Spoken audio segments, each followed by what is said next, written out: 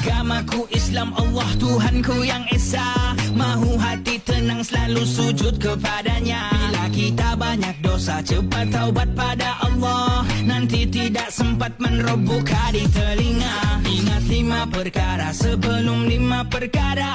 Perkara pertama yang muda sebelum tua, kaya tu sebelum miskin, lapang tu sebelum sempit. Hidup sebelum mati, sehat sebelum sakit, fikir-fikir. Agamaku Islam, Allah Tuhanku yang Esa. Mahu hati tenang selalu sujud kepadanya. Bila kita banyak dosa cepat taubat pada Allah, nanti tidak sempat menerobohkan di telinga. Ingat 5 perkara sebelum 5 perkara.